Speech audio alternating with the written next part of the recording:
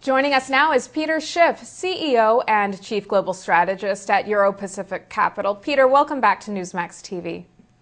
Well, thanks for having me back, Kathleen. Well, President Obama this week came out swinging at Congress, blaming both parties for getting the country into the debt crisis. What is your reaction to that, and how do you see the debt debate playing out?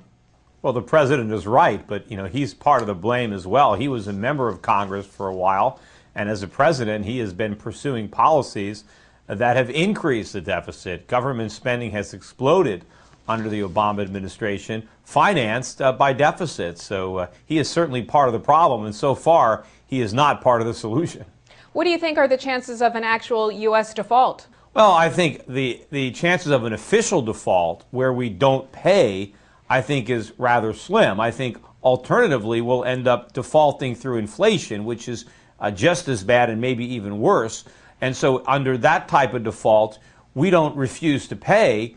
We simply pay in money that has very little value. And so our creditors end up bearing a huge loss, as well as anybody who has U.S. dollars or anybody who is working for a paycheck in U.S. dollars. There are a lot of losers when we default through inflation, and I think that is the path that we're on.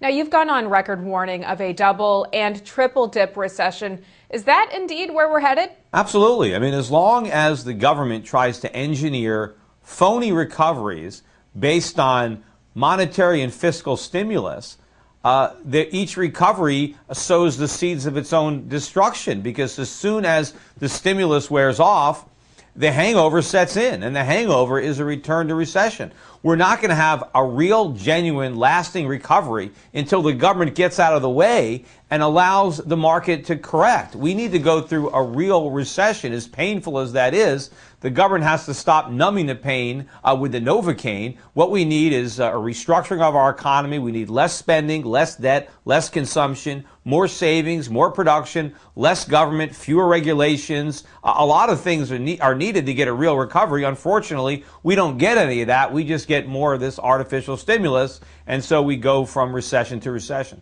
Peter, how much longer till we enter double dip, or are we already there? Well, I actually think we're in a depression, and I think the depression is interrupted briefly by the phony expansion that we get from the stimulus. But all we're doing is spending more borrowed money. So we're not stimulating the economy. We're stimulating all the problems in the economy, and we're making them worse. Peter, how do you think the economy will fare as QE2 ends, and do you see QE3 happening? Well, absolutely. I think without QE3, we will be in potentially a worse recession than what happened in 2008. Now, that doesn't mean I think we should have QE3. We shouldn't. We shouldn't have had QE2. We shouldn't have had QE1. But unfortunately, the Federal Reserve is not going to do the right thing. As soon as it sees the economy relapsing into recession, it sees the markets going down, it sees unemployment going up, they will be back to their old tricks. They will be cranking out the money. Whether they call it QE3 or not really makes no difference. The fact of the matter is they're going to print money and buy government debt, and that's inflation. Okay, let's talk about the stock market. Some are saying that the stock market's 18% rise is evidence that the economy will sustain recovery. You're saying that that is not the case here. So where's the market headed? Well, it depends on what the Fed does. I mean, if there is no QE3, which I doubt, but if that happens, the market's going a lot lower. But if the Fed prints more money, then the market's going to go higher, but in nominal terms only. It's not going to go higher priced in gold. It won't go higher even priced in other commodities. So all the Fed is doing is creating inflation. And so it creates the illusion that the stock market is going up, but it's not. Our money is losing value, and we're simply measuring stock prices in cheaper money. And so it looks like stocks are going up, but really it's our money going down. And so people might on paper be richer, but in reality they're going to be poorer, because when they go to spend their money, they're not going to be able to buy as much. How much higher and how much lower on paper could the market go? Well, I mean, there's no way to know. I mean, how low is the dollar going to go? I mean, there's no bottom. I mean, if the dollar were to become worthless, then the value of the stock market would be infinity. So I don't know how low the dollar is going to go. My guess is it could lose at least 50% of its value from here, maybe 60 or 70% or more, which means the stock market is going to have to double or triple just to stay even. And I doubt that's going to happen. But I can certainly see the Dow going up 50% with the dollar losing 70% of its value. So, yes, the stock market will be higher, but that will be of little comfort to people holding stocks because when they sell them and spend the money or they try to spend their dividend checks, food is going to be a lot more expensive, energy is going to be a lot more expensive, and so we may feel richer or look richer on paper, but we're going to feel a lot poorer when we go shopping. Peter, how are you positioning your clients for the market today? Well, I've been following pretty much the same investment script for about a decade, which is positioning myself and my clients for the ultimate decline in the dollar. I mean, that is how all of this is going to ultimately work out. We will default, I believe, through inflation. The U.S. government is going to try to inflate away its debts, which means it inflates away everybody's assets if those assets are in dollars. So you need to be invested abroad. You need to be in foreign currency denominated stocks and bonds, particularly stocks. You need to own commodities, particularly precious metals, gold and silver. I think this has been a winning strategy for the past decade, and I think it will continue to be a winning strategy, particularly as long as we have a reckless Congress and an incompetent Fed chairman repeating the mistakes of their predecessor. Okay, George Soros recently said that weak nations will abandon the euro. Do you see that happening? Eventually, I think the euro could end up falling apart, but not in the next several years. I think the currency that is in more danger of imploding right now is the dollar. I think the Europeans are making a lot of mistakes the way they're handling the crisis in Greece or Ireland or potentially Portugal or other countries. I think they're making a lot of mistakes. They're doing what's politically expedient as opposed to what's good economics and what's good for the euro currency or the eurozone economies. So ultimately, I think there will be problems. But as I said, I think they're going to put a Band-Aid on this situation, and people are going to think they've solved the problems. They haven't. They've postponed them. But in the interim, the spotlight is going to go back away from Europe and be focused right here on the United States because we have far more pressing problems than Europe does. And I think the dollar is going to have its crisis before the euro. Now, we talked about gold earlier. Our audience is very interested in the future of gold. Do you see it as a purely speculative market, or is there credence to the theory that it will be used to back a currency in a post-dollar dominated world as gold bugs do? And if you believe the latter, do you have a time frame in mind in which that will play out?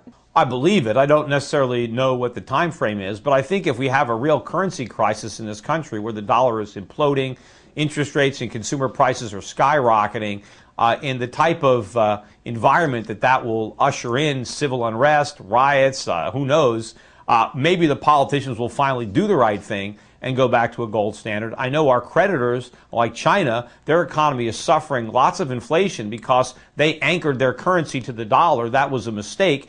You can't anchor your currency to something that has no anchor in and of itself. The dollar has no value. The Chinese should be backing their currency with real money, which would be gold, and not fake money or fiat money like the dollar. So I think the world is waking up to the folly of a fiat monetary system. We were on a gold standard in this country legally, constitutionally up until 1971. The world was on a gold standard until 1971. Even though the dollar was the reserve currency, it was convertible into gold, which gave it real value. That is not the case any longer, and the world can no longer pretend that the dollar has value because that is the root cause of all the global economic imbalances. It was the cause of the stock market bubble and the housing bubble, and the sooner the world re-embraces gold, the sooner we can have real recoveries around the world. Where is gold headed? Can you give us a number? It's headed a lot higher. I mean, I've said at least 5,000 is where I think gold's going to go at a minimum, although I can't tell how much higher it might go because I don't know how much money the Fed and other central banks are going to print before they come to their senses. But I think it's a lot safer for people to store their wealth in gold than the dollar or even other currencies like the euro or the yen. I think there's a lot more safety there. No central bank can print gold. It has rare and specific properties that only gold has. So you have intrinsic value, you have scarce supply. Maybe the supply will grow over time, but only very slowly. So I think that what's really speculative is not gold, but the currencies.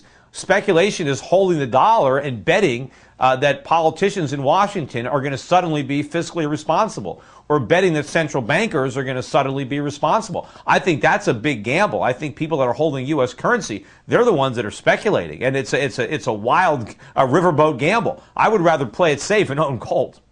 Peter, last question real quickly. This week's Case-Shiller home price index was a mixed bag. Do you think that we've hit a bottom in housing prices, or can they go lower?